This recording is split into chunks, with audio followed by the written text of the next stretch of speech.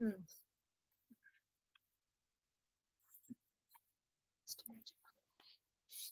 గురుభ్యో నమః.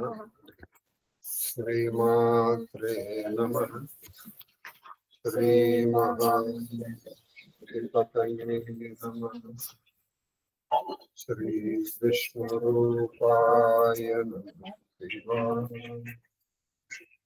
శివాయ గురవే నమః.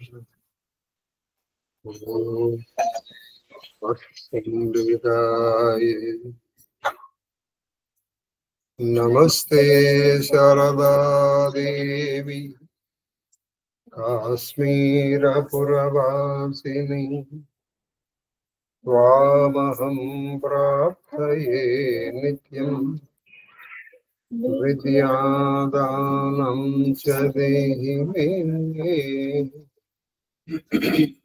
శ్రీకృష్ణ శరణమమ్మ. శ్రీకృష్ణ శరణమమ్మ. శ్రీకృష్ణ శరణమమ్మ. మహాదేవ మహాదేవ.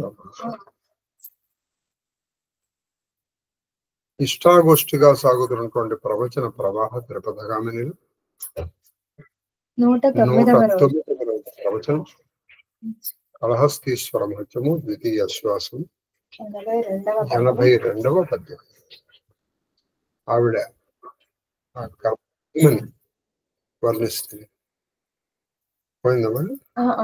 కల్పమహి సరస్వతికి. ఎందుకంటే జనించేటువంటి వాడు ఒక మహానుభావుడు.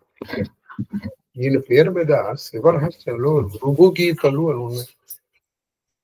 అవి ఇక్కడ లేవనుకోండి. ఆ రుభు జననం వరకే చెప్పారు. ఇక్కడ జన్మించిన తర్వాత ఆయన వెళ్ళిపోయి ఆ మహాయోగి పొంగవుడిగా మారిపోయాడు అని చెప్పేసి కథ ఆపేశారు. రుభు గీతలు మొత్తం 18 శాస్త్రముల యొక్క సమగ్ర సారము రుభు గీతలు. అనుభవాలు ఎంతమంది చెప్పారు, మీరు వినొచ్చు. రుభు వర్ణిస్తున్నాడు. అందుకే ఆవిడ గర్భాన్ని అంత బాగా వర్ణించడం. అలాగే దోషాలు పోతున్నాయి. అదే చెప్పండి. ఆత్మలోనున్న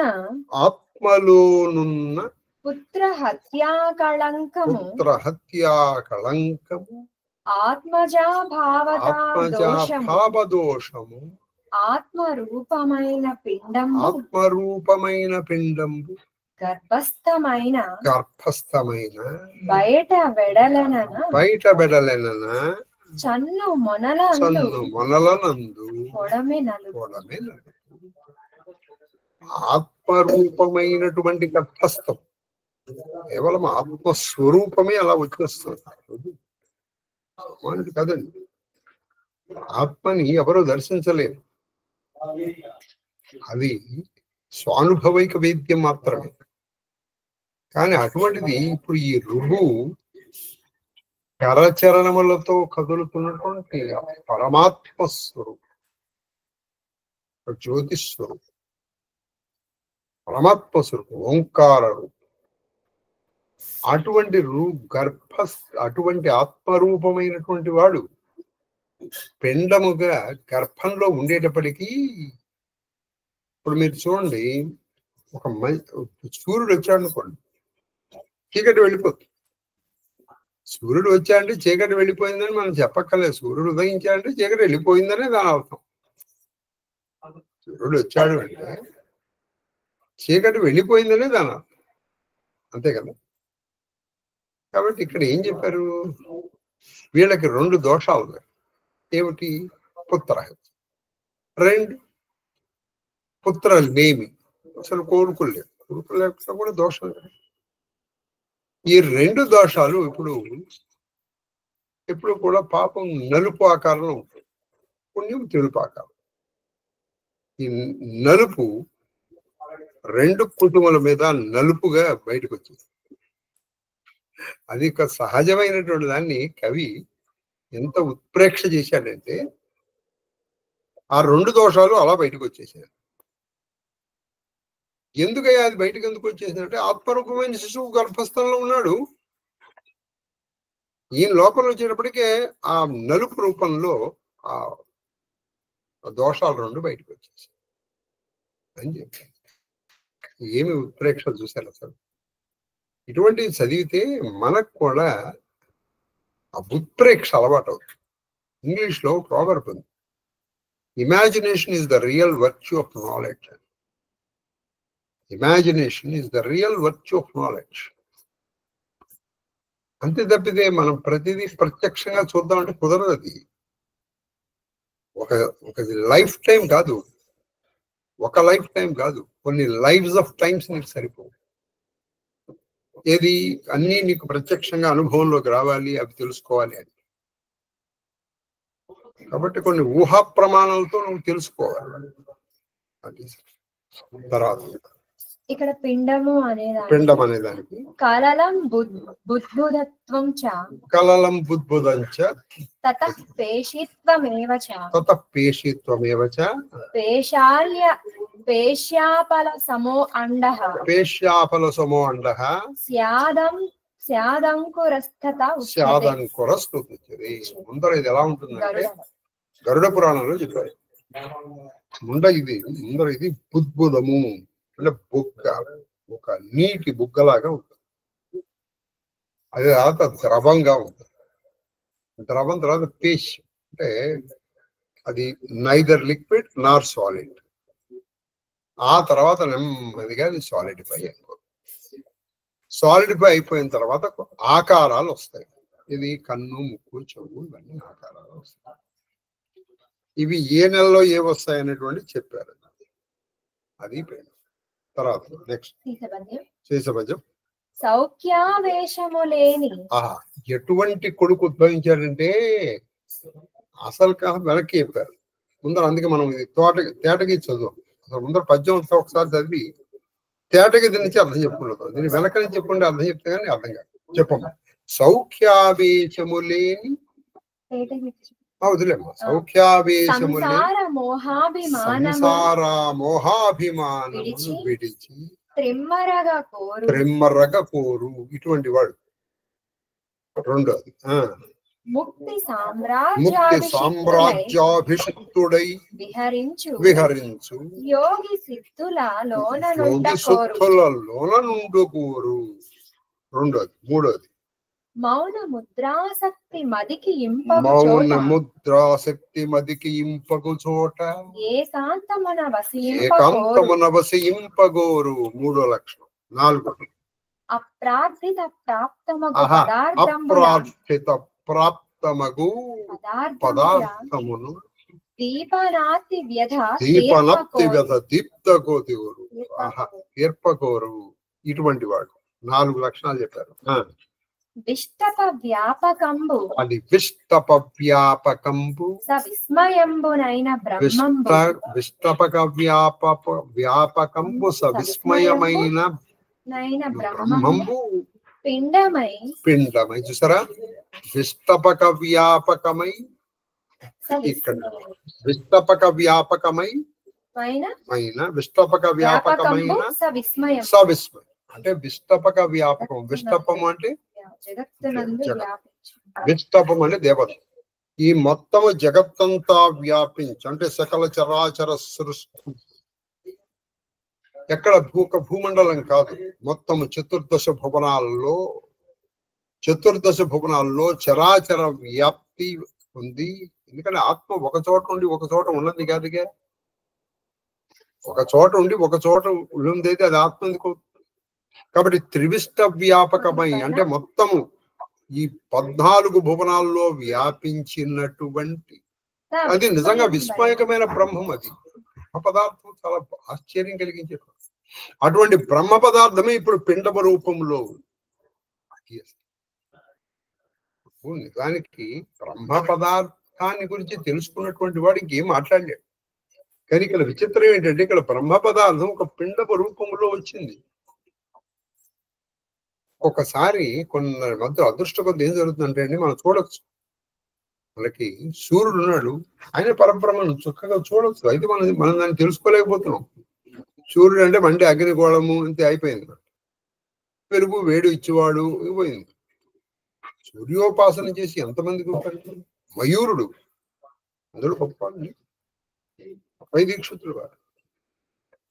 కాబట్టి ఇక్కడ ఎలా ఉందంటే ఇక్కడ కరచరణాలతో ఒక పిండము రూపంలో ఉన్నది ఏది సకల చరాచర భువనములో వ్యాపించినటువంటి ఆత్మే ఇక్కడ కూడా పిండము రూపములో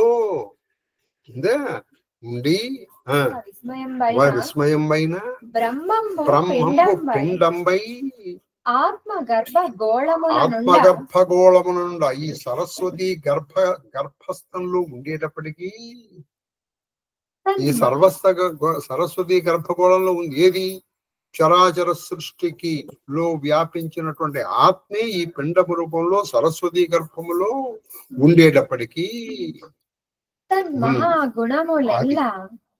తన్మహాగుణములెల్లా ఇప్పుడు ఏం జరిగింది మొత్తం చరాచర వ్యాపించినటువంటి ఆత్మమే ఈ పిండము రూపంలో ఈవిడ గర్భంలో. ఆయన ఎటువంటి వాడు అంటే ఇప్పుడు ముందరకు వచ్చాము ఏమిటది ఆయన సౌఖ్యావేశము లేని ఏ విధమైనటువంటి సుఖము యొక్క ఆవేశము లేని అంటే కన్ను ఏది చూడాలనుకోదు, చెవు ఏది వినాలనుకోదు, ఇది వాసన చూడాలనుకోదు, చర్మం ఏది తాకాలనుకోదు, నోరు ఏది మాట్లాడాలనుకోదు. ఈ ఐదుతోనే కానీ సౌఖ్యావేశము లేకని సంసార మోహాభివృద్ధ ఈ సంసారం అనేటువంటి మోహ విడిచిపేరేసి నాకు ఇది కావాలి అది కావాలి ఏది కావాలి. చూడండి పిల్లలు ఎక్కడ బాగుపడిపోతారో అని మనం చిన్నప్పటి నుంచి మనకి చూసి ఇదేమిటి నాది నాది అని మనం అనిపించి వాడి చేత అనిపిస్తాం. ఎక్కడ వాడు పొరపాటు ఇది మనదంటాడేమో అని అన్ని మన అది ఇదేది నాది అమ్మది నాది ఇప్పటి నుంచి అది నాది నాది. రేపు మనకు కలిసి ఉండాలని మనం ఎక్కడ నేర్పుతున్నామండి నేర్పట్లేదు. మనకు కలిసి ఉండాలని కూడా లేదు. మనకి టు బి వెరీ ఫ్రాంక్ కలిసి ఉండాలని లేదు. నేను మొన్నే చెప్పాను ఈ న్యూక్లియర్ ఫ్యామిలీస్ బాగా అలవాటైపోయి అసలు అడ్జస్టబిలిటీ అనేటువంటిది పోయింది. మేమిద్దరం మాకిద్దరం ప్రపంచం ఎలా పోయినా పర్వాలేదు మేము బాగుంటే ప్రపంచం ఏమైపోయినా. కాబట్టి ఇటువంటివి మనకి ఆచరణలో కాదు కదా, మనం అనుసరించం కాదు సరికదా, అర్థం కూడా కాదని నేను అనుకున్నాను. అలాంటి మీకు అర్థమైపోతున్నాను. కాబట్టి సౌఖ్యావేశము లేని సంసార బంధమును విడవాలనుకుంటాడు ఎవరు ఈ గర్భస్థమైన పిండ వచ్చారు. రెండు ఇంకోటి ఏం అనుకుంటాడు తెలుసా అతను ఎప్పుడు తిరుగుతుంటాడు. ఇప్పుడు పాలు పితికే సమయం కూడా ఒక చోట ఉండట. ఎందుకంటే ఒక చోట ఉన్నాడు అనుకోండి అక్కడ ఉన్నటువంటి స్థలముతోనూ అక్కడ ఉన్న వ్యక్తులతోనూ బంధం ఏర్పడచ్చు. ఎప్పుడు తిరుగుతుంటాడు. వాడికి ఏది నాది కాదు, నాది అంటూ ఏదీ లేదు. అది సంగతి. అలా తిరగాలని కోరుకుంటూ ఉంటాడు. ఇది సుఖము లేక కొన్ని తిరిగేటప్పుడు చక్కగా ఏసీ కారులో తిరగాలనుకుంటాడు, తిరగడు. లేకపోతే హాయిగా ఒక మంచి ఎండ గాలి తలగని ప్రదేశంలో ఉండాలి అనుకోడు. ఏది ఉంటే అది వచ్చింది చెట్టు కదా అలా తిరుగుతుంది. అలా తిరగాలనుకునేటువంటి వాడు రెండు. మోహం అంటే ఏంటంటే అది చూసారా, మోహం అంటే ఏంటి మమ పాత మా అమ్మ మమ పిత మా నాన్న మమేయం గృహిణి మా ఇల్లు నా ఇల్లు ఏతదన్యం మమత్వం యత్ సమోహ ఇది అది అంతా పద్మపురాణాలు చెప్పారు. మా నాన్న మా అమ్మ మా ఆవిడ మా ఇల్లు మా అయిపోయింది. ఏమైపోయింది? ఒక్కసారి గాడి పోయింది అనుకో, నాది లేదు నీది లేదు, అవతల పారేస్తారు. ఇన్నాళ్ళు నువ్వు ఏది నాది నాది అనుకున్నావు, ఈ నాది వల్లే అవతల పారేస్తారు. కనీసం నీకు బుద్ధికి కూడా రాదు. మాతా నాస్తి పితా నాస్తి నాస్తి బంధు మిత్ర సహోదర అర్థం నాస్తి గృహం నాస్తి తస్మాత్ జాగ్రత్త జాగ్రత్త. ఎదురా నీవు అయిపోయింది. ఇక రెండోది, కాబట్టి మోహము లేకుండా సౌఖ్యం లేకుండా తిరగాలనుకుంటాడు. రెండు, ముక్తి సామ్రాజ్యాభిషిక్తులై ముక్తి సామ్రాజ్యాభిక్షుత్ ముక్తి సామ్రాజ్యాభిషిక్తులై విహరించు యోగి సిద్ధుల.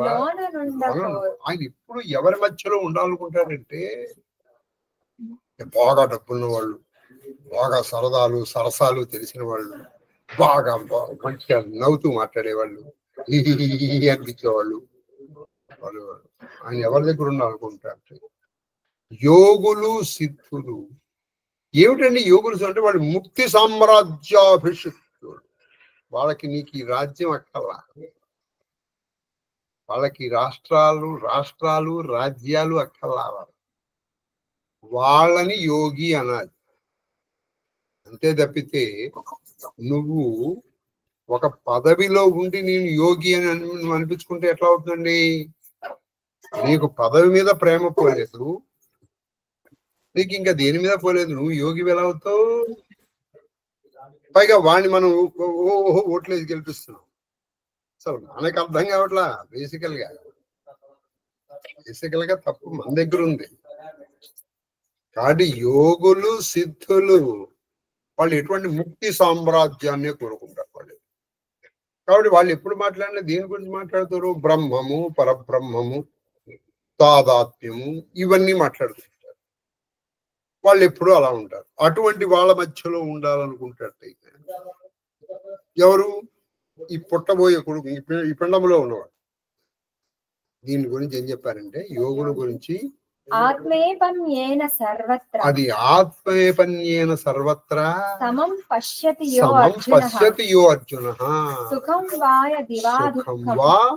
దివాదుఃఖం సయోగి పరమోత్తమ. అంటే పరమమైనటువంటి యోగి అంటే తనని అన్ని చోట్ల చూసుకునేవాడు. యోమాం పశ్యతి సర్వత్రా సర్వంచమే. తనని అన్ని చోట్లను అన్నిటి యందు తనని చూస్తాడు. అప్పుడు నీవు ఎవరితో విభేదిస్తావయ్యా?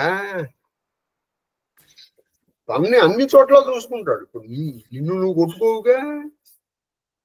అందుకే మన దేవాలయం చూడండి, మనం చంపలేసుకోమంటాడు. అప్పుడు మనం ఏం చేస్తాం? ఇలా ఎందుకని తగిలిదగలనట్టు అది. కాబట్టి ఇప్పుడు మనం ఏం చేయాలి? నిజంగా నువ్వు చంపలేయాలనుకోవాలి. అక్కడ నీకు పడని వాడిని నువ్వు పైగా నీకు ఇష్టం ఉన్నవాడిని కొట్టమంటే ఇలా అంటారు. నీకు బాగా ఎవడైతే పండువాడో వచ్చి వాడు కొట్టాలి అని నియమం పెట్టండి.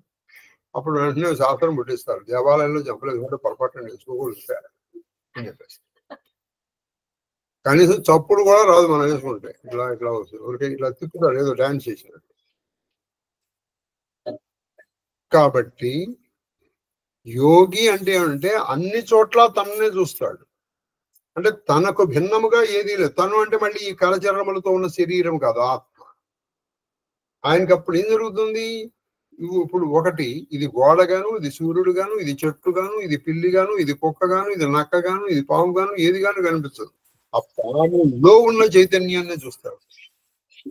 కరెక్ట్ గా మీకు చెప్పాలంటే అనేక ఎగ్జామ్ మనకి శాస్త్రంలో ఉన్నాయి. ఒకటి మీరు ఇది చూసారనుకోండి, ఇది ఏమిట్రా అంటే ఉంగరం అంటాడు. ఇంకోటి పెట్టాడు కడియం అంటాడు. ఇక్కడ పెడితే హారం అంటాడు. ఇది పెట్టాడు వడ్డాణం అంటాడు.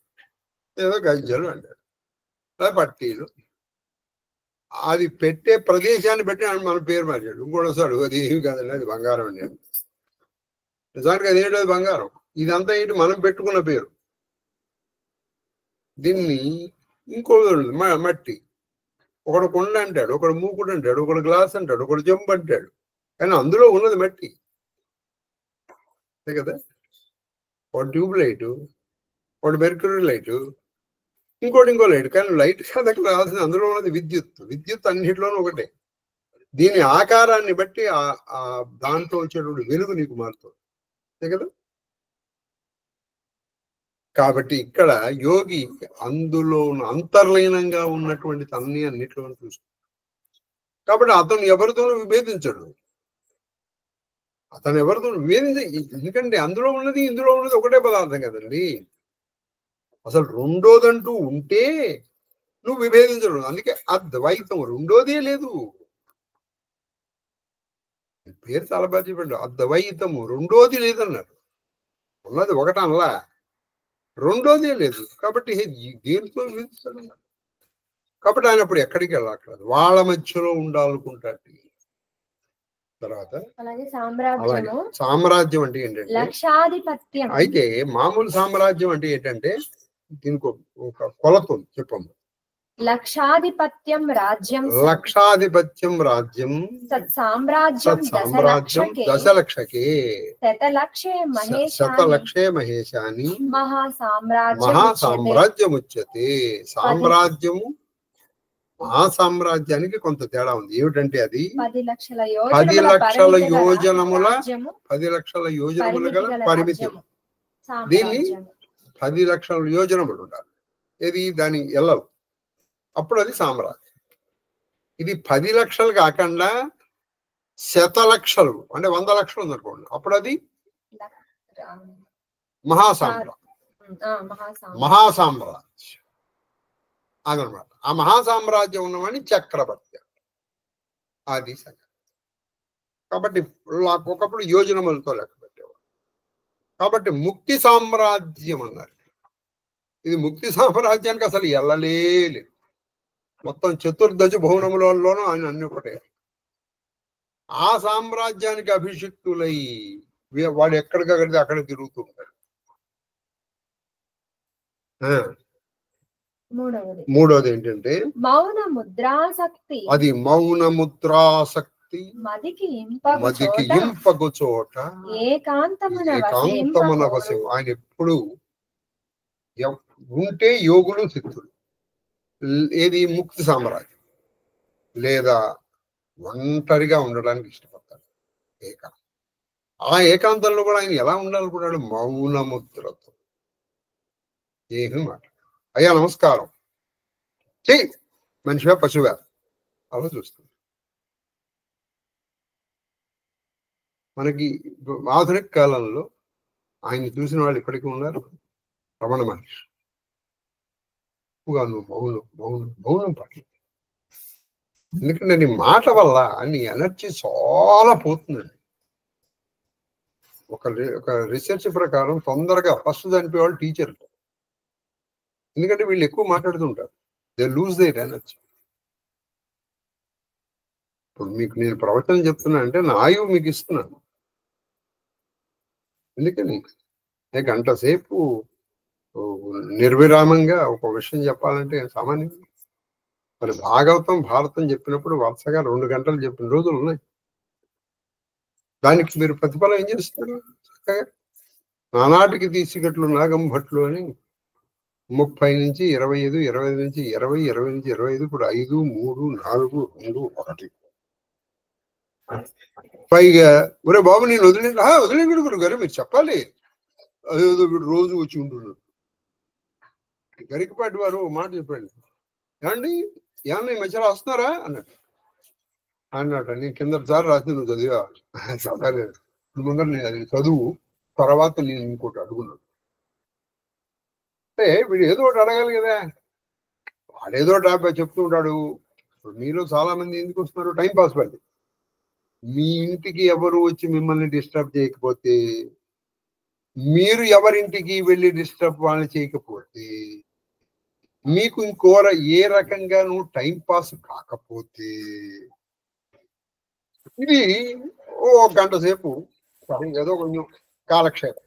చూడండి, కాలక్షేపం అంటే టైంని చంపడం కోసం ఇది పనికొస్తుంది. అందుకే దీంట్లో నేను ప్రశ్న అడుగుతానండి, ఈ వచ్చే 4 మంది కూడా. అంతకు పూర్వం ఈ బల్లాయనన్నా వచ్చి చెప్తూ ఉండేవాడు. ఇప్పుడు ఆ బల్లాయన కూడా సరిగా చెప్పట్లేదు. ఆయన కూడా మౌనముద్ర వహించాడు. బల్లాయనైనా బల్ల కోసం అయినా ఆయన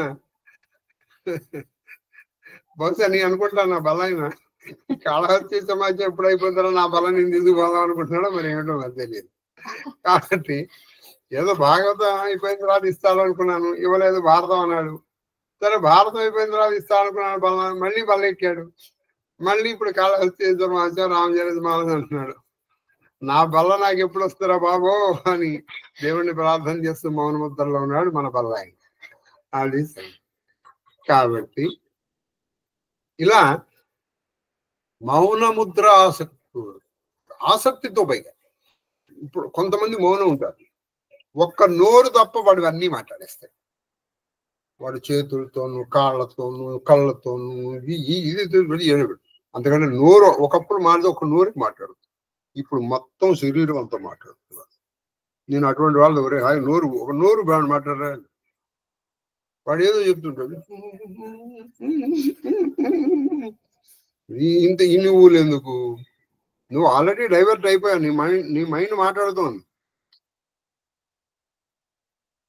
కాబట్టి ఇప్పుడు చెప్పాలనుకోండి, అక్కడ ఉన్నటువంటి నా పక్క పిన్ని తీసుకురా అని చెప్పాలి, ఈ మౌనంలో చెప్పాలి. ఎలా చెప్తాడు? ఓ నన్ను పొడుస్తావా, ఎందుకంటే నువ్వు ఇలా పడ్డావు నన్ను పొడుస్తావా అన్నట్టుగా ఉంది. ఓహో నేను దూకోలేదా, దూవిన కదా. వీడు ఇంకోటి ఏదో అడుగుతాడో అది మాత్రం అడగడు. వీడు ఇన్ని మాటలు చెప్పాలి. అంతకంటే హాయిగా ఒక్క మాటలు ఆ పక్క పిన్ని సీట్లు తగలాయి అంటే వాడు తగలేస్తాడు, దరిద్రం. అదే మౌనం అండి, అది మౌనం అనిపించుకోరు నా దృష్టిలో. అందుకంటే ఆగి మాట్లాడడం బెటర్. మౌనం అంటే ఏం జరుగుతుందండి, చివరికి నేను ఎవరన్నా తల్లిని అలా చూడగలిగి ఉండాలి అంతే. బస్ ఇది కోపంతో కాదు, మళ్ళీ పట్టించుకోకుండా ఉన్నదాన్ని మౌనం అంటే. కాబట్టి ఆ ఆసక్తితో మౌనముద్రాసక్తుడై ఏకాంతం ఇంపకు చూడ. అయ్యా అది చాలాసార్లు చెప్పాగా. విచిత్రం ఏంటంటే వాళ్ళు దీనికి రావట్లే.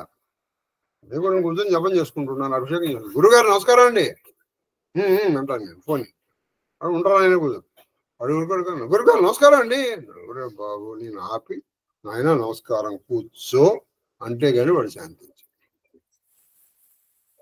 ఇది వాడి బట్.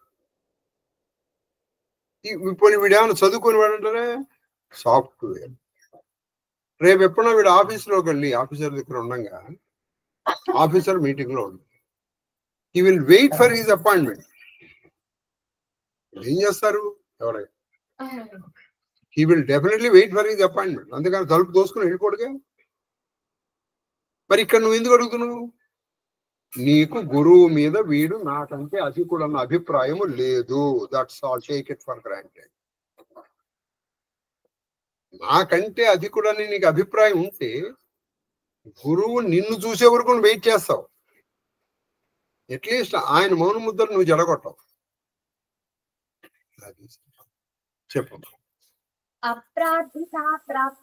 ఇది చాలా మంది అప్రార్థిత ప్రాప్తమగు పదార్థంబుల దీపనాతి వ్యధ. ఆయనకి క్షుద్బాధ, దీపనాతి వ్యధ అంటే దీపన కడుపులో ఉండే బాధ అంటే ఆకలి. ఇది ఆయన తీర్చుకోవాలనుకుంటాడు ఆయన కూడా. కానీ ఎలా తీర్చుకోవాలనుకుంటాడు? ఎవరిని ఏమీ అడగడు. అప్రార్థితము, అడగకుండా అయాచితంగా ఏదో అయాచితంగా వచ్చింది, అది ఏదొస్తే అది తినేస్తాడు. ఇందులో ఉప్పు తక్కువైందండి, అందులో కారం ఎక్కువైందండి. పూజల్లో కూడా మనం రుచులు దాటలేకపోతున్నాం అండి. ఏమిటండి మన పూజలు, మనం చెప్తారు.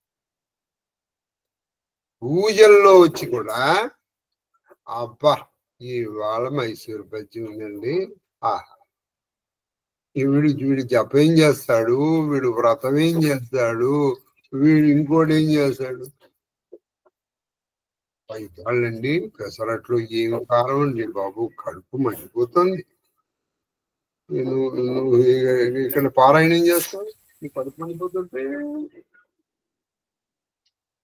కాబట్టి ఎలాంటి తినాలట? అప్రార్థితమైనటువంటిది అంటే నువ్వు అడగకుండా ఏది దొరికితే అది దాంతోనే వాడుతుంది. వాడి రుచి ఉండదు. కాబట్టి ఇటువంటిది మనం ఇటువంటి జపము, ఇటువంటి తపస్సు, ఇటువంటి వ్రతాలు మనకు ఊహకు కూడా అందవు. ఉన్నాయని ఊహించుకోండి. అటువంటి వాడు మొత్తము ప్రపంచమంతా వ్యాపించినటువంటి వాడు ఒక పిండపు రూపంలో సరస్వతి గర్భంలో ఉండేటప్పటికీ ఇవన్నీ ఈవిడిలో బయటపడుతున్నాయట. ఆఖరి పాదం ఏంటంటే తన్మహా గుణములు. తన్మహా అంటే ఇప్పుడు ఈ గుణములల్లా తెలపు మెలకున పలుకు.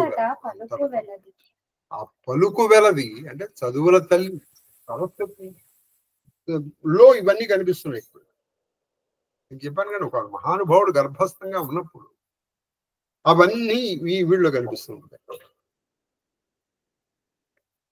ఆ మహానుభావుడు అన్ని కూడా ఈ వీడిలో ఆ గొప్ప తేజస్సు. సుఖావేశము లేకుండా సంసార మోహాన్ని విడిచి ఎప్పుడు తిరగాలనుకుంటాం. ముక్తి సామ్రాజ్యాలను ఏలేటువంటి మహాయోగులు సిద్ధుల మధ్యలో ఉండాలనుకుంటాడు. అథవా ఏమన్నా ఉంటుంది. అటువంటి వాళ్ళు లేరనుకోండి, ఏకాంతంగా మౌనంగా ఉండాలి. ఆకలి వేసినప్పుడు ఏది అయాచితంగా మళ్ళీ అడగడు ఎవరిని. ఏదో పాపం కూర్చున్నాడు రా అని ఎవరన్నా ఎవరు ఇచ్చేవాళ్ళనుకోండి, తీసుకో. అయ్యా నాకు ఆకలిస్తుంది అన్నాడు, ఇస్తే తీసుకో. ఇచ్చిన దాంట్లో ఈయన ప్రిఫరెన్సెస్ ఏమి ఉండవు. దాంతోనే తన ఆకలి తీర్చాలి అని. అటువంటి వాడు ఈ మొత్తము చరాచర సృష్టి అంతా వ్యాపించి ఉన్నటువంటి ఆత్మరూపము ఇప్పుడు పిండమ రూపంలో ఉండేటప్పటికి ఆ లక్షణాలన్నీ ఈ సరస్వతి శరీరంలో కనిపిస్తున్నాయి అని రాశారు. అటువంటి మహానుభావుడిని కన్నాలండి. మనుస్మృతిలో అది మనుస్మృతిలో ఏం చెప్తారంటే అమృతం స్యాదయాచితం మృతం తు యాచితం భైక్షం. ఏమి ఇది గుర్తుపెట్టుకోండి. అమృతంతో మనుస్మృతిలో చెప్పిన మాట ఇది. మన చరిత్ర కాదు, మన చరిత్ర తిక్కన పెద్దం రాసి. అనుస్మృతం అమృతం స్యాదయాచితం. అమృతం స్యాదయాచితం ఇది రిఫరెన్స్ గా. ఎందుకంటే కనీసం ఎదుటి వాళ్ళకి చెప్పడానికి పనికి వస్తుంది, మనం ఆలోచించాలి. అమృతం స్యాదయాచితం మృతంతో యాచితం. మృతంతో యాచితం భైక్షం భిక్ష. నువ్వు అడుక్కుని తిన్నది నీకు మృతముతో సమానం. నువ్వు అడగకుండా నీకు ఏదైతే వచ్చిందో అది అమృతంతో సమానం. అది ఏదైనా పర్వాలేదు, అది ఏదైనా. నువ్వు అడుక్కుని వచ్చినటువంటి పాయసాన్నం కది, అడగకుండా ఇచ్చినటువంటి పాచిపోయిన అన్నం బెటర్. జడభరతుడు తినలా, మరి ఆయన ఆరోగ్యం చెడిందంటారా? మీరు నిజంగా సరిగ్గా చేశారనుకోండి తపస్సు, మహా తపస్విని ముట్టినటువంటి చెరి అది కూడా అది పవిత్రత చెందుతుంది. అందుకే జడభరతుడు కథ విన్నా మన భాగవతం, మీకు ఎవరు గుర్తుందో నాకు తెలియదు. మరి వాడు ఎప్పుడు పాచిపోయిన తిన్నాడు, మరి ఎప్పుడు చచ్చిపోవాలి, కానీ వాడు మంచి బలిష్టంగా తయారయ్యాడు. మరి ఏమిటండి, ఎందుకని? వాడికి ఏం బలిష్టం అని అన్నం పెట్టలేదు వాడు వదినడు. కాబట్టి అమృతం స్యాదయాచితం మృతంతో యాచితం భైక్షం. అడుక్కుని తిన్నటువంటిది ఇది. అదే సరే. తర్వాత ఆఖరి పద్యం, మూడో పద్యం 84తో ఆపేద్దాం. యాక్చువల్గా నేను కొంచెం ఎక్కువ చెప్పేద్దాం అనుకున్నాను, రేపు చెప్తాను. చెప్పండి. ఉత్పలమాల. భారతీ కోరు కోర్కులకు, అది భారతీ కోరు కోర్కులకు పద్మభవుండను అనుకూలుడై. పద్మభవుండను కూడా బాగా కొంచెం కడుపుతో ఉన్నవాడు ఏదో కోరికలు కోరుకుంటుందిగా, అది తెచ్చిపెట్టండి, ఇది తెచ్చిపెట్టండి. నిన్న మీకు చెప్పాను నేను, ఏది ఆ కేకై మహారాజు. అలాగే ఆవిడ కోరిన కోరికలన్నిటికీ ఈయన అనుకూలుడై అంటే అది తెచ్చిపెట్టారు. అలాగే అన్నాడు, వెళ్ళి తీసుకొస్తాడు. ఆయన అనుకూలుడై ఆ కోరికలన్నీ తీరుస్తున్నాడు. మఖాతారకయందు మఖాతారకయందు సువ్రతము సువ్రతము తప్పక సల్పగా. మఖాతారకయందు వ్రతం చేస్తున్నాడు. అయిపోయిందిగా, ఇంకా ఈడు గర్భవతి అయిపోయింది, వాడు పుట్టేస్తాడులే అని కూర్చోవాలైనా. ఆ మఖా నక్షత్రం ప్రతి నెల మఖా నక్షత్రం వచ్చినప్పుడు ఆ వ్రతము చక్కగా శ్రద్ధగా చేస్తున్నాడు. సువర్ణముఖి నదిలో చేయడం, ఆ వ్రతం చెప్పాను కదా, సువర్ణముఖి నదిలో స్నానం చేయడం, ఆ మహాలింగానికి 108 ప్రదక్షిణాలు చేయడం, 108 నమస్కారాలు చేయడం, 108 సార్లు శివపంచాక్షరి చెప్పి సాధ్యమైనంత వరకు ఆ రోజు మౌనంగా ఉన్నాడు. ఆ వ్రతం చేస్తున్నాడు ఆయన. ఒక్క ఏటిలో నీరజ వైరి శేఖరుని ఒక ఏడైందేటప్పటికి నీరజ వైరి శేఖరుని. నీరజ వైరి శేఖరుడు అంటే నీరజములు అంటే కమలం, కమలములకు వైరి అంటే చంద్రుడు. ఎందుకని? చంద్రుడు వచ్చేటప్పుడు కమలం ముడుతుపోదు, కలువ వికసిస్తుంది. సూర్యుడు వచ్చేటప్పటికి ఏం జరుగుతుంది? కమలము విరబూస్తుంది, కలువ ముడిచిపోతుంది. కాబట్టి నిన్న మీకు కూడా మీరు చెప్పండి, ఇప్పుడు చక్రవాకాలు ఉన్నాయనుకోండి, అవి చంద్రుడు భరించలేవు, అసలు సూర్యుడే కావాలి. కాబట్టి ఒక్కొక్క చక్రవాకానికి ఒక్క పేరు ఉంటుంది. ఇది కూడా మీకు ఇంత పూర్వం ఒకసారి చెప్పాను. సరే, ఏదైనప్పటికీ నీరజ వైరి శేఖరుని నిత్య కృపం గల.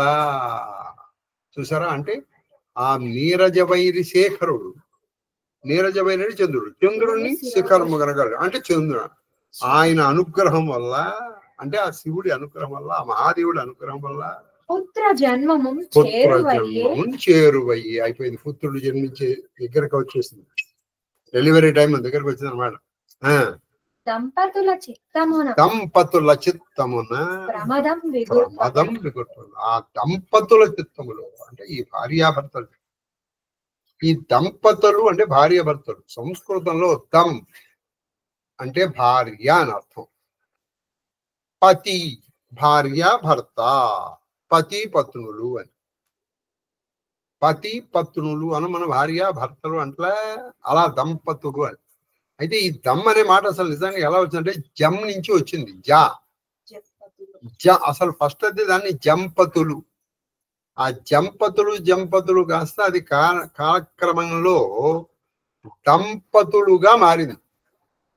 నిజానికి అది దంపతులు కాదు, దంపతులు కాదు, జంపతులు అదనమాట. కాబట్టి ఆ దంపతుల చిత్తమలర్ప. కాబట్టి ఆ దంపతులు ఇద్దరు కూడా వాళ్ళు చాలా ఆనందించే విధముగా వాళ్ళు ఈ పుత్ర జన్మములకి దగ్గర పడింది. ఇదిగో దగ్గర పడుతుంది. ఒకసారి రేపు చక్కగా చతుర్దశి పౌర్ణమికి ముందర ఆ రుబు ఉదయించే ఘట్టం చెప్పుకోవచ్చు మనం. బహుశా రేపు శతచండీ యాగం చేస్తున్నాం. అంటే ఒకే రోజు 100 చండీ పారాయణలు చేసేసి శుక్రవారం నాడు హోమం చేద్దామని సంకల్పం. అందరూ కూడా దీనికి ఆహ్వానితులే. చక్కగా రేపు మీకు చండీ పారాయణలకు లక్షణం ఉందండి, అందులోనే ఉంది, నేనన్న మాట కాదు. ఇది ఎవరైతే వింటారో వాళ్ళకి ఆరోగ్యం వస్తుంది. వాళ్ళు ఏదో పారాయణ చేసుకున్నారు, మనం ఎందుకండి, మన ఇంట్లో కూర్చొని హాయిగా సీరియల్ చూసుకుందాం అనుకో, వెళ్ళి వినాలి. అది వింటే మనకి ఆరోగ్యం వస్తుంది. హృతం హరతి పాపాని, పాపాలు పోతాయి అని నేనన్న మాట కాదు, సాక్షాత్ వ్యాసదేవుడు. పైగా ఆవిడ కూడా చెప్పింది, మార్కండేయుడు చెప్పాడు, నమ్మితే నమ్మానండి. కాబట్టి జరుగుతుంది.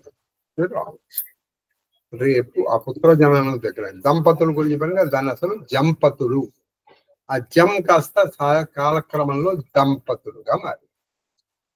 దం అన్న జం అన్న భార్య అని అర్థం. అది చెప్పు. మనం రామచరణం. నీలాంబుదశ్యామల కోమలాంగం సీతా సమారోపిత వామభాగం పాణౌ మహాసాయక చారుచాపం నమామి రామం రఘువంశనాథం.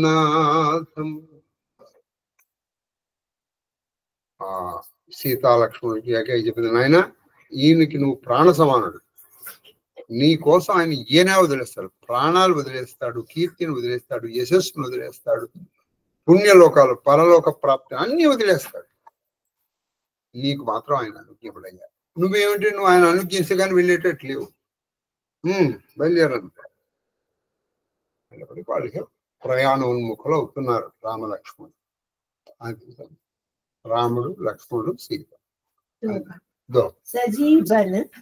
सजीवन साधु समाज सब वनिता बंधु समेत बंदी विप्र गुरु चरण प्रभु चले कर सबही अचेत వనవాసములకు అవసరములకు వస్తువులను గైకోని సీతా లక్ష్మణ సహితుడైన శ్రీరాముడు బ్రాహ్మణులకు వశిష్ఠునకు ప్రణమిల్లాను. ఆ వనవాసానికి కావలసిన వస్తువులు తీసుకున్నాడు. సీత లక్ష్మణుడు రాగా వీరు వశిష్ఠుడికి నమస్కరించి వనవాసానికి సిద్ధపడుతున్నాడు రామచంద్రుడు. వనములకు బయలుదేరుచున్న రాముని చూచి అందరూ అచేతనులైరి. అందరూ అచేతనులు అంటే స్టోన్ అన్నమాట. అట్లా లేకపోతుంది, ఏడవడానికి కూడా వాళ్ళకి ఓపిక లేదు, అచేతనులు అయిపోయారు. निकसी वशिष्ठ द्वार बैठाड़े देखे लोग विरह दवदाड़े कही प्रिय वचन सकल समुजाये विप्र वृंदा रघुवीर बुलाए गुरु सन कही वर्षासन दीन है आदर दान विनय बस की जाचक दान मान संतोष नीत पुनीता प्रेम परितोष दासी दास बुलाई बहोरी गुरही सौपी बोले कर जोरी सबके सार सबार गोसाई करभी जनका जनकी नाई बारही बार जोरी जुगुपानी कहत राम सब सन मृदुबानी सोई सब भांति मोर हितकारी जहिते रहे बुआल सुकारी అక్కడి నుండి బయలుదేరి వారు వశిష్ఠుని నివాసంలోకి చేరిరి. రామ దశరథుడికి వశిష్ఠుడి నివాసం దగ్గరకు వచ్చారు. వాళ్ళు అక్కడను ప్రజలెల్లరూ గుమ్మికూడి తట్టుకునలేక విరహాగ్నికి విలవిలలాడారు. వాళ్ళు అక్కడ కూడా ప్రజలు ఆ రాముడి వనవాసాన్ని తట్టుకోలేక ఆ విరహాగ్నితో వాళ్ళు విలవిల్లాడిపోయారు. కానీ వాల్మీకి రామాయణ ప్రకారం వశిష్ఠుడు దశరథుడు అందరూ ఒకే చోట ఉన్నారు. చెప్పాను కదా, వశిష్ఠుడి కోరిక మీద కోపం వచ్చిందని చెప్పేసి రఘురాముడు తన ప్రియవచనముతో వారిని ఓదార్చి బ్రాహ్మణులను పిలిపించాడు. అది ప్రియరామచరణతో ఆయన ఓదార్చి, ఏమిటండి పిల్లలాగా మీరు పడతారు, 14 సంవత్సరాలు మేము వచ్చేము అని బ్రాహ్మణులు ఓదార్చి బ్రాహ్మణులు పిలిపించారు. వారికి సంవత్సర గ్రాసమును ఇప్పింపవలసిందిగా అతడు వశిష్ఠుని ప్రార్థించాడు. అయ్యా, ఈ బ్రాహ్మణులకు ఒక సంవత్సర గ్రాసం అంటే ఒక సంవత్సరానికి సరిపడ బియ్యము, పప్పు, ఉప్పు, మిరపకాయ, చింతపండు ఇవన్నీ ఇప్పించారు అని వశిష్ఠుని ప్రార్థన చేశారు. ఆదరముతో దానములతో వినయముతో వారి మనసులను ఆనందింపచేశాను. ఆదరముతో వినయముతో దానముతో మూడిటితో ఆ బ్రాహ్మణులు ఆనందింపజేశారు. ఒక దానాలతో కాదు, పైగా ఆదరంగా వినయం, ప్రేమ.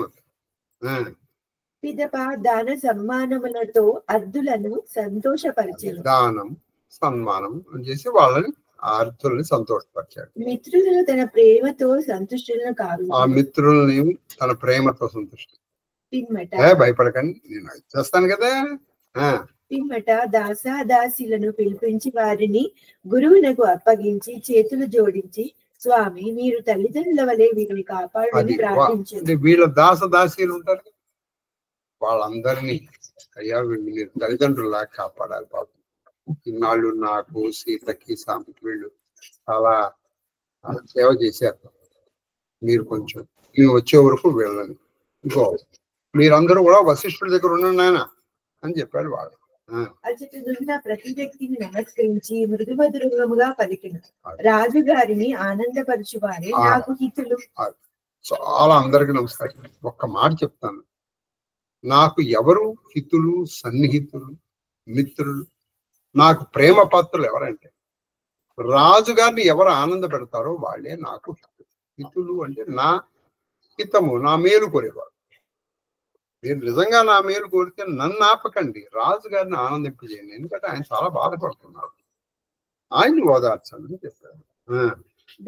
మాతు సకల్ మోరే విరహ, మాతు సకల్ మోరే విరహ, జహినా హోయి దుఃఖ జహినా హోయి దిక్ దూనా, सोई उपाऊ, सोई उपाऊ, तुम करेउ सब, करेउ सब, पुरजन परम प्रवीणा, पुरजन परम प्रवीणा, प्रवीणा, परम సహృదులైన ఓ పౌరులారా, నా తల్లులకు పరమ సుహృతులైన మంచి సహృదయం కలిగినట్టు ఓ పౌరులారా, నా తల్లులకు నా వియోగ బాధ తెలియకుండా చేయండి. నా తల్లులకు నా వియోగ బాధ తెలియకుండా చేయండి. అంటే మీరు నేను ఎలా ఉంటానో వాళ్ళతో మీరు అలా ఉండండి.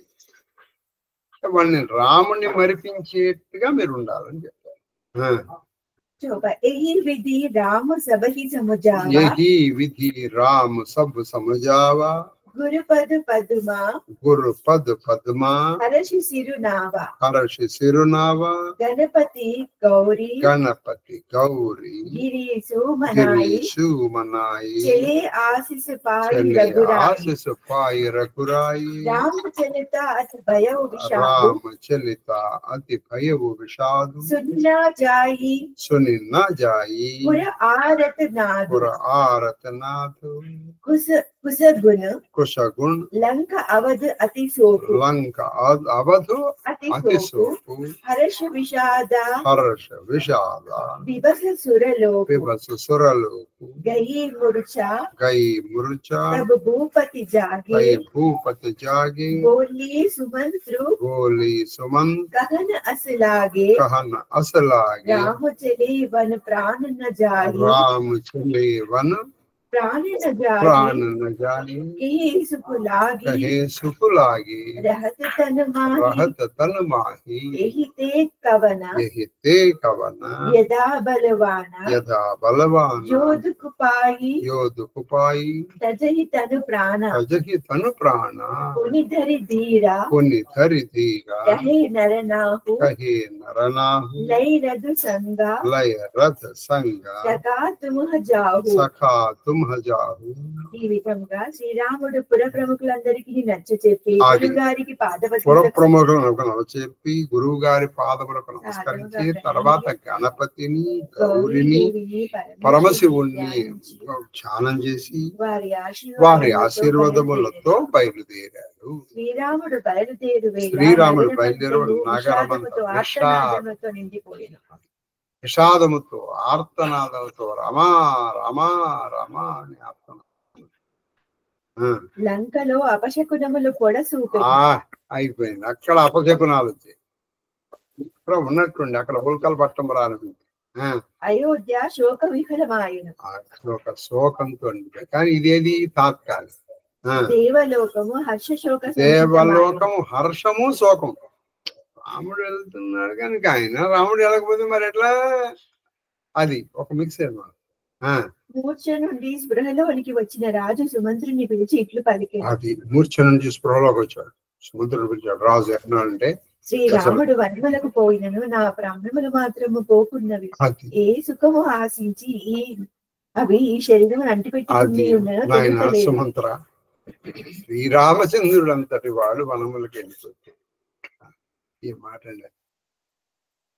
శ్రీరామచంద్రుడు అంతటి వాడు వనములకి వెళ్ళిపోతే ఈ శరీరంలో ఈ ప్రాణాలు పోలేదు. ఏ సుఖాన్ని ఆశించి మరి ఈ ప్రాణాలు ఈ శరీరంలో ఉన్నాయి అన్నాడు పాపం దశరథుడు. దుఃఖములకు గురి అయి కూడా ఈ ప్రాణములు పోవటలేదు. ఇంతకంటేను వ్యధ ఏముండును?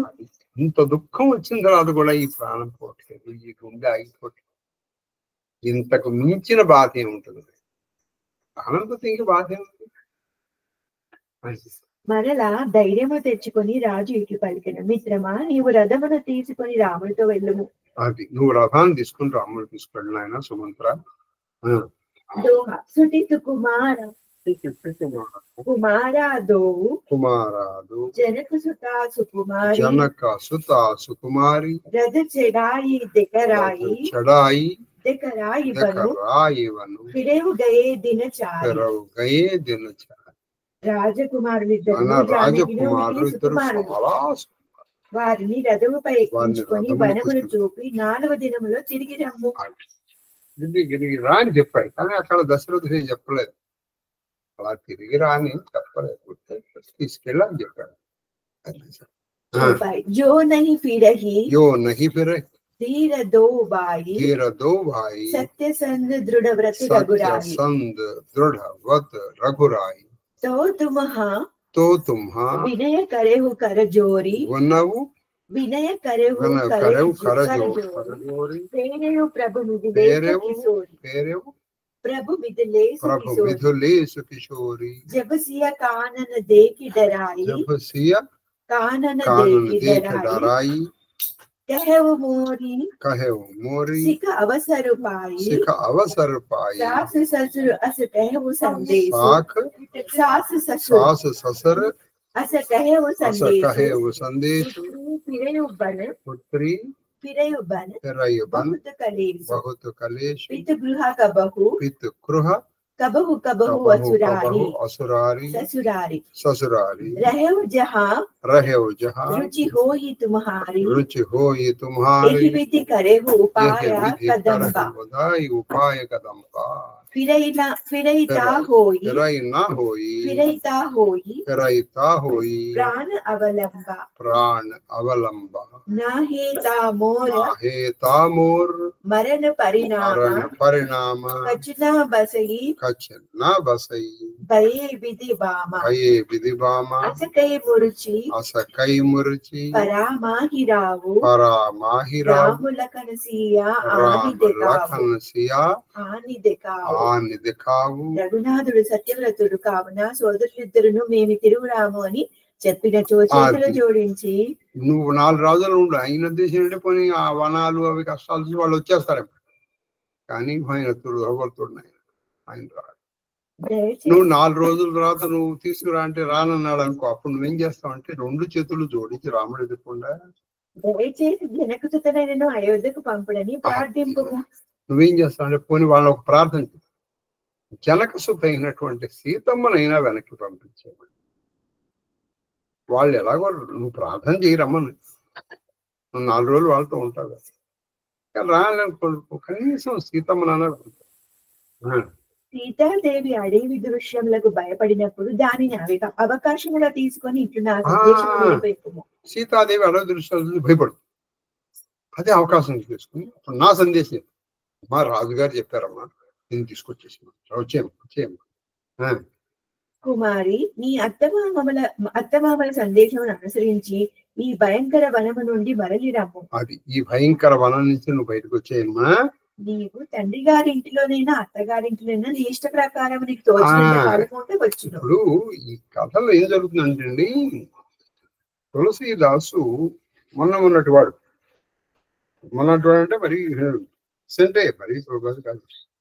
కాబట్టి వాల్మీకి రామాయణంలో ఇది లేదు. ఇక్కడికి వచ్చేసేటప్పటికి ఏం జరిగిందంటే, సీతాదేవి పెళ్ళైపోయిన తర్వాత మళ్ళీ పుట్టింటికి ఇప్పుడు వెళ్ళలేదు.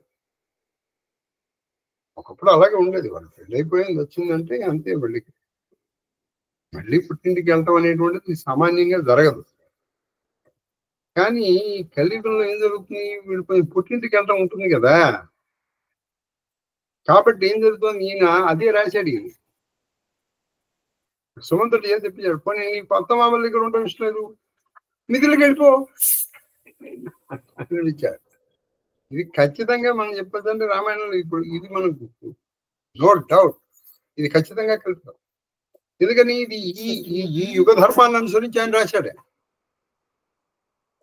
ఈవెన్ తులసీదాసు కూడా ఆయన భార్య పుట్టింటికి వెళ్ళిపోయింది సార్, ఈయన మీద కోపంతో కాదు, ఊరికాదు. ఈయన మరీ వెనకాలేదు, అప్పుడు అందరూ నవ్వారు. దాంతోనే అసలు ఈయన వెనక్కి వచ్చేసి ఈయన ఇంత తులసీదాస్ అయ్యారు.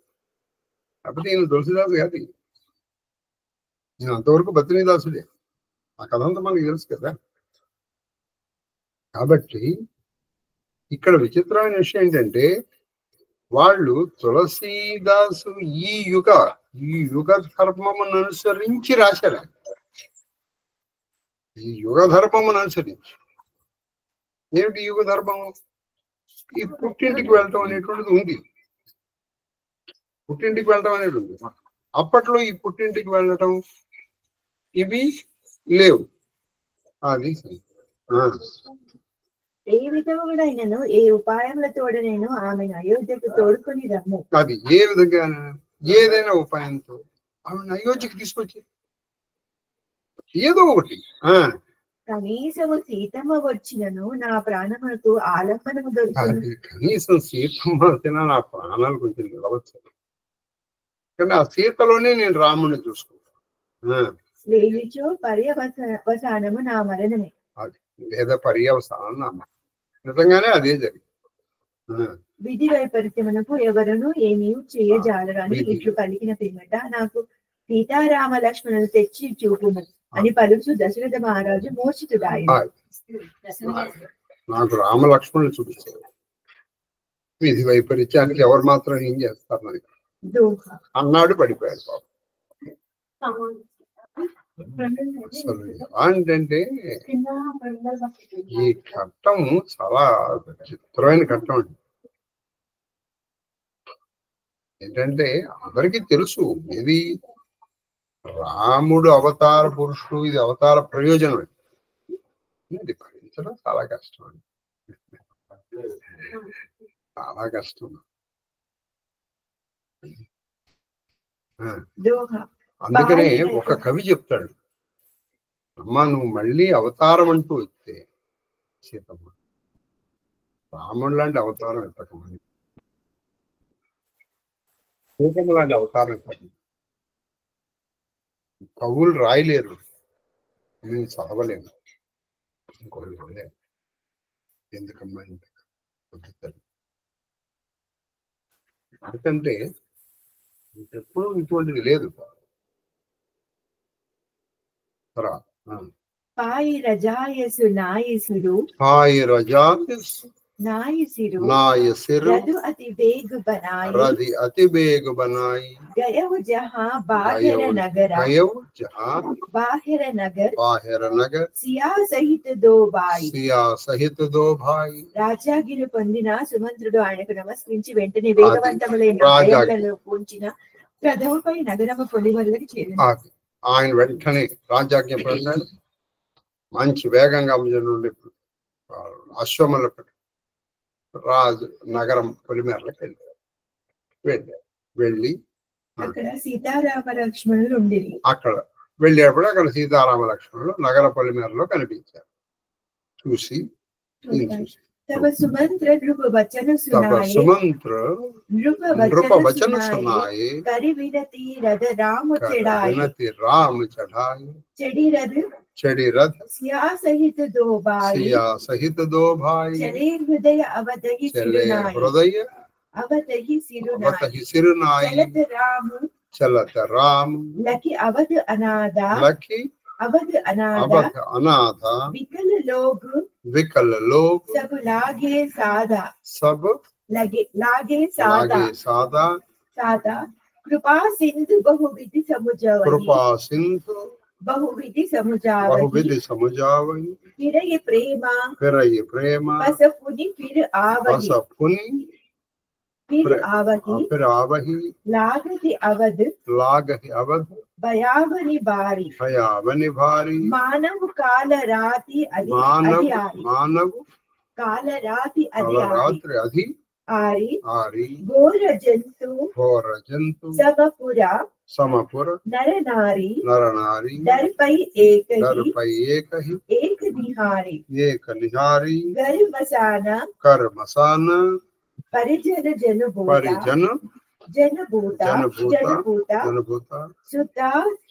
सुताहित मीत मनहु जमदूता भागन बिटप बेली कुमिहिलाई सरिता सरोवर देखिना जाई పిదప సుమంత్రుడు శ్రీరామునకు రాజుగారి సందేశమును వినిపించి సందేశాన్ని వినిపించాడు. రథమును అధిరోహింపుమని అధిరోహించి ప్రార్థించి రథారూఢులుగా చేసి వాళ్ళని రథం మీద ఎక్కించుకుని అంతటా వారు అయోధ్యకు ప్రణమిల్లి ముందుకు సాగిరి. అయోధ్యకి నమస్కారం చేసి వాళ్ళు ముందరికి వెళ్తారు. శ్రీరామచంద్రుడు అయోధ్యను అనాథగా చేసిపోవుట చూచి వ్యాకులుడైన ప్రజలు వారి రథము వెంట పరుగులు తీసి ప్రజలందరూ పరుగులెత్తారు. రామా రామా రామా దయామూర్తి అయిన రామచంద్రుడు వారికి అనేక విధములుగా నచ్చ చెప్పి తిరిగిపోందని పలికింది. అనేక విధాలుగా నచ్చ వెళ్ళిపోండి అని చెప్పారు. వారు కొంత దూరం అయోధ్య వైపు నాకు నడిచి ప్రేమవశమున మరలా శ్రీరాముని అనుసరించి మళ్ళీ కొంత వరకు మళ్ళీ వచ్చేస్తారు. ఇక్కడ వాల్మీకి రామాయణంలో కట్టల ఆడవాళ్ళు రాకూడదుగా పాపం, అందుకని ఘోషాస్త్రులు పెట్టారు. పురుషులు కొంత దూరం వెళ్ళి వచ్చారు. ఆ స్త్రీలు అడిగారు ఎందుకు వచ్చాం, తల్లి కొడుకుని అడిగింది, భార్య భర్తను అడిగింది ఎందుకు వచ్చావు అంటే రాముడు చెయ్యి, రాముడు వెళ్ళిపోమంటే వచ్చేస్తావా, రాముడిని వదిలేసి వచ్చేస్తావా, నీకు రాముడి కంటే ఎక్కువైనా అందిట భార్య. ఆహా చెప్పాను ఒక రామాయణం, అందుకే ఇంగ్లీష్ అతను అన్నాడండి, ఒక రామాయణం ఉంటే లైబ్రరీలో చాలు సివిలైజేషన్ బాగుండగేనండి. మానవ సంబంధాలతో ఇప్పుడు అదే మనం అంటాం. ఇప్పుడు భార్య అంటుంది నాకంటే నీకు వాళ్ళు ఎక్కువ, ఇక్కడ భార్య ఉంది రాముడి కంటే నేను ఎక్కువ, నువ్వు ఎందుకు వచ్చావు వెనక్కి. ఒక తల్లి చెప్పు. అయోధ్యలో కాలరాత్రి వ్యాపించినట్లు భయానక అయోధ్యలో కాలరాత్రి వ్యాపించినట్లు నగరంలోని స్త్రీ పురుషులు ఒకరి మరి ఒకరు క్రూర మృగములను కనపడుచుంది. అది నగరంలో ఒకళ్ళొకరు చూస్తే ఒకళ్ళు క్రూర మృగాలు చూసింది. వారి గృహములు శ్మశానముల వలె వాళ్ళ ఇల్లు శ్మశానం లాగా ఉంది. వాళ్ళు అందున్న వారు భూత ప్రేతముల వలె, అందులో ఉన్న వాళ్ళు ఆ భూత ప్రేతాలలాగా. మిత్రులు పుత్రులు పితృలు హితైషులు అందరూ యమదూతల్లా కనిపిస్తున్నారు వాళ్ళు. తోటలోని వృక్షాలు లతలన్నీ తేజోభిధానాలు, పూలన్నీ రాలిపోయింది, మూడు బారిపోయి. నదులు తటాకములు భయంకరముగా కనపడుతుంది. అది నదులు తటాకములు భయంకరంగా కనిపిస్తుంది. హయ గయ కోటిన్హ కేలి మృగ పుర పశు చాతకు మోర రథాంగ సుఖ సారిక అనేక పక్షులు, సారథ హంస చకోర అనేక పక్షులు, ఏనుగులు అసంఖ్యకములైనటువంటి అంటే లెక్కలేని ఏనుగులు, గుర్రాలు, వినోదమునకై పెంచిన పెంచారు. జింకలు పెంచుకునేవాడు, జింకలు, నగరంలోని పశువులు, కోయిలలు, నెమళ్ళు, చిలుకలు, గోరువంకలు, మైనా హంసలు, చకోర పక్షులు, ఇవన్నీ కూడా ఏడుస్తాయి. నాలుగు అయిపోయినామో అన్ని బాగుంది. రేపు ప్రవచనం ఉంటుంది.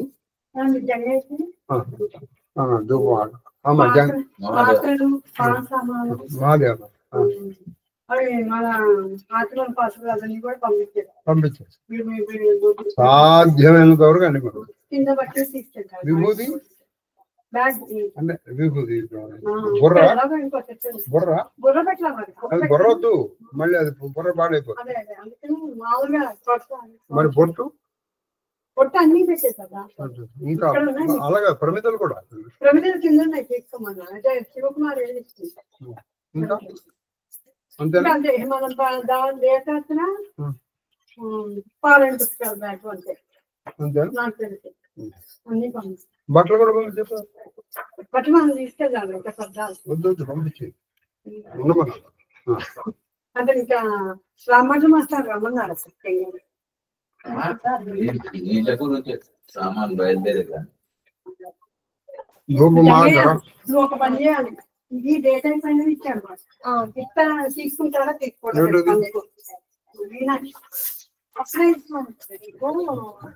అప్పుడు ఎక్కడ జల్దీ నగర్ లో తెచ్చినాను.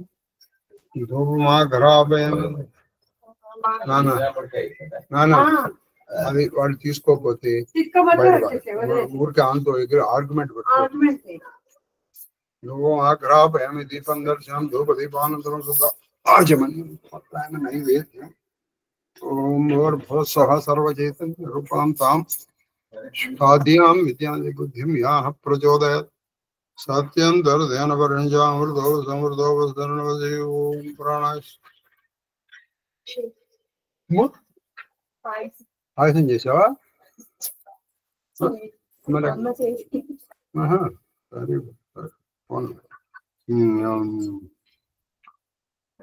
హనుమత్ సీతాలక్ష్మణ రామచంద్ర జ్ఞాన ప్రసూనాం రుక్మిణ్యాద్యష్ట భార్యా సమేత శ్రీకృష్ణ పరమాత్మనే నమో నమః. ఓం ప్రాణాయ స్వాహ ప్రాణాయ స్వాహ వ్యానాయ ఓం ఉదానాయ స్వాహ సమానాయ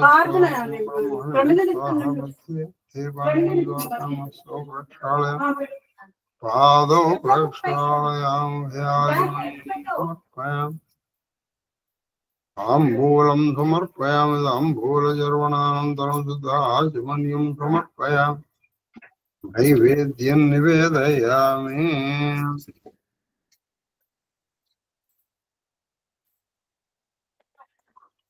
తాంబూలం జరుపుతున్నాం. మంగళ మహానీరాజం దీపం రామాయ రామభద్రాయ రామచంద్రాయ వేదసే రఘునాథాయ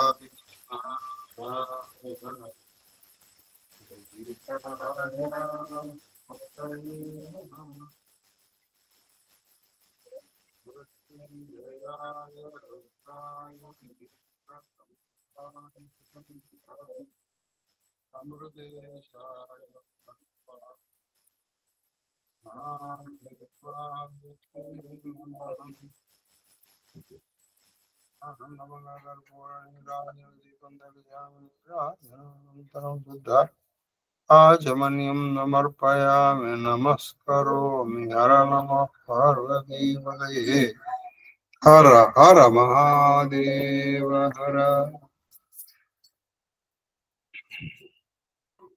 ఆది గృహస్థ శేఖరుడవైన నిను భవతాపన క్షుదా వేదన చేత పక్కుతుప వేళక నుంగొనగల్గే బ్రహ్మ విద్యౌదన భిక్షనాదు హృదయం బనటి పత్రమునందు పెట్టవే ఆదరముప్పగ పునరయాచిత వృత్తి సుఖింతు నీశ్వర. శ్యామరం వీజామి స్వస్తి ప్రజాభ్య పరిపాలయంతాం న్యాయేన మార్గేణ మహిమనీషాః గోబ్రాహ్మణేభ్యః శుభమస్తు నిత్యం లోకాః సమస్తాః సుఖినో భవంతు. కాలే వర్షతు పర్జన్య పృథివీ సస్యశాలినీ దేశోऽयं శోభరహితో బ్రాహ్మణాः సంతు నిర్భయాः పుత్రాः పుత్రిణः సంతు పుత్రిణः సంతు పౌత్రిణः అధనా సదనాంతు జీవేమ శరదాం శతం. మాం సహ కుటుంబం సశివ పరివారం రక్షంతు సర్వే జనాన్ రక్షంతు సర్వశివ పరివార ధర్మబద్ధ మనోరథ ఫల సిద్ధిరస్తు కరోనా నివారణోస్తు అధర్మస్య నాశోస్తు ధర్మస్య విజయోస్తు సర్వం శ్రీకృష్ణ చరణారవిందార్పణమస్తు గురవే కుసుమాంజలి మహాదేవ మహాదేవ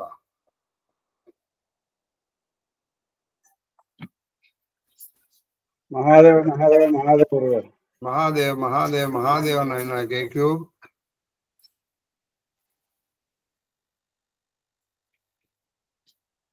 మహాదేవ మహాదేవ మహాదేవ గురువు గారు. మహాదేవ మహాదేవ మహాదేవ తల్లి శ్రీలలిత మహాదేవ గురువు గారు. మహాదేవమ్మ మహాదేవ గురువు గారు మీ పాద పద్మములకు నా శిరస్సు వంచి శతకోటి నమస్కారాలు. అమ్మగారి పాద పద్మములకు నా శిరస్సు వంచి శతకోటి నమస్కారాలు. మహాదేవ మహాదేవ మహాదేవ మహాదేవ మహాదేవ మహాదేవ తల్లి కన్నప్ప మహాదేవ గురుగారు. మహాదేవ మహాదేవ మహాదేవ మహాదేవ మహాదేవ మహాదేవ మహాదేవ నాయన మౌద్గల్య అయ్యా వ్యాసుల వారికి ఒక చిన్న కథ చెప్తాను. ఒకసారి పరమశివుడు పార్వతీ అమ్మవారు కలిసి ఒక చోట నుంచి ఇంకో చోటకు వెళ్తున్నారట. మధ్యలో వాహనాన్ని ఆపి అయ్యవారు దిగి నమస్కారం చేస్తున్నట్టు. అక్కడ ఖాళీ స్థలం ఏమీ లేదుట. కానీ అయ్యవారు నమస్కారం చేయడం జరగగానే అమ్మవారు కూడా దిగి వచ్చి వాహనాన్ని నమస్కారం చేశారట.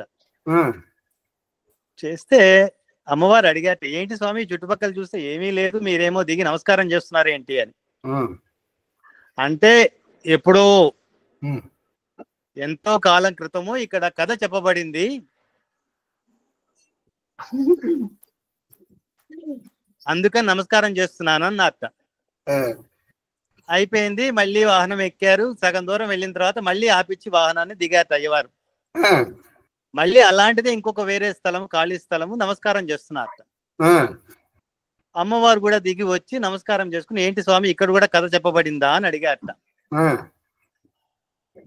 లేదమ్మా, ఇక్కడ ఎప్పుడో రాబోయే కాలంలో కథ చెప్పబడుతుంది అన్నారట.